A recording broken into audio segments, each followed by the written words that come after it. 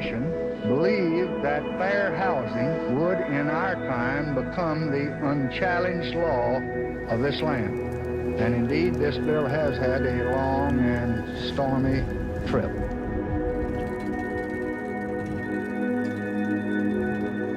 Well, I don't know what will happen now.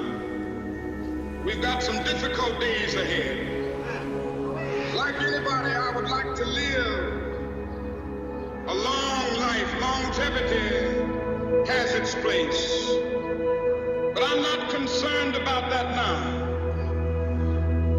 And I've looked over and I've seen the promised land.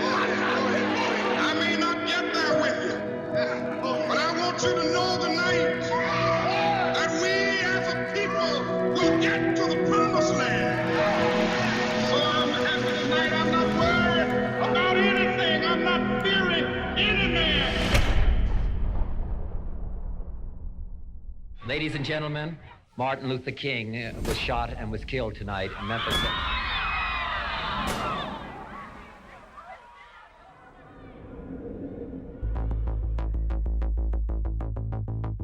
The death of the prophet of nonviolence set off the worst outbreak of arson, looting, and criminal activity in the nation's history. Washington's ghettos burned within a few blocks of the nation's capital. The life of a man who symbolized the freedom and faith of America has been taken.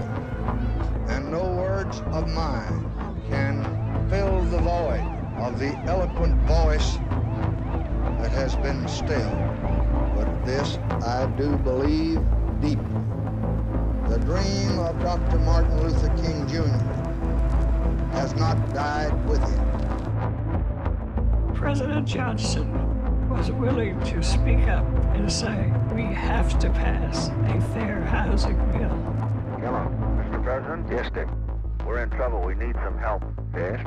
I'm afraid of that. Federal troops, for the first time since the Civil War, took up positions to guard government buildings.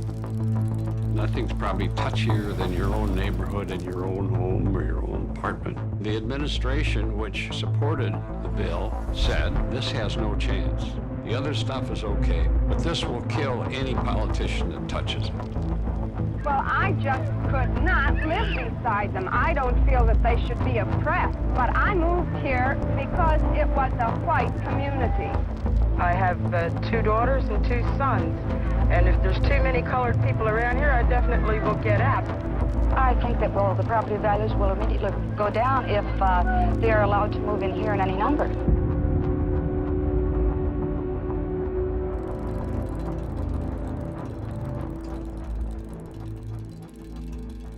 It seems as though our country is pulling apart into separate societies, where whites have jobs and Negroes have unemployment, where the middle class lives in suburbs and the poor are left in the ghettos, where one group of Americans looks upon another group of Americans with growing mistrust and even dread.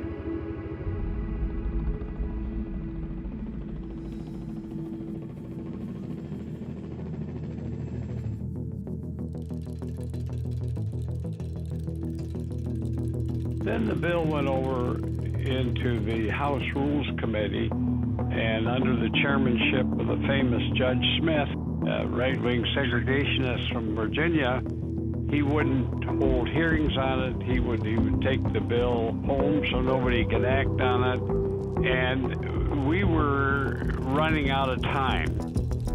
Thousands flowed through the rainy streets of Memphis this day, finishing a march that Dr. King planned to lead in support of striking garbage workers.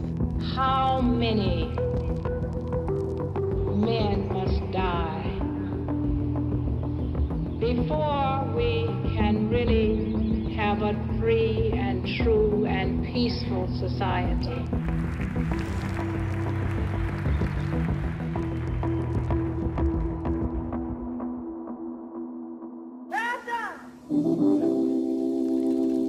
For your presence, Lord.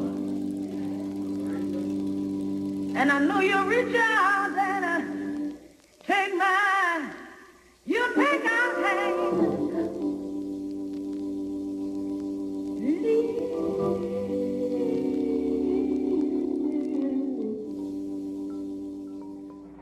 The death of Martin Luther King is a tragic thing, but no legislation should be passed as a memorial to anyone. In spite of the riots, I am going to support this legislation with all the vigor that I possess. The laws that we pass up here are for all time. The Martin Luther Kings come and go. The public reaction to this horror gave the sensible members of the committee a compelling argument that the House Rules Committee had to report that bill out. And I think that's how we got our bill. They just didn't dare bottle it up any longer. And I have a dream that one day Negroes will be able to buy a house anywhere that their money will carry them. At long last this afternoon, fair housing for all is now a part of the American way of life. Democracy's work is being done, and the bell of freedom rings out a little louder. We have come some of the way, not near all of it. The fight still goes on because we unfortunately have the laws, but we don't have the enforcement. That we have changed, but we still have the same kinds of discrimination. The U.S. Commission on Civil Rights said today that efforts by federal agencies to end housing discrimination have been generally superficial or incomplete. President Carter has ordered federal agencies to use all means possible to strengthen fair housing programs. For the first time, people with disabilities and families with children will be protected from housing discrimination. President Reagan signed legislation today designed to toughen up the nation's fair housing laws. Why did you take part in this demonstration today? Just because there was a huge crowd, or did you have any personal reason?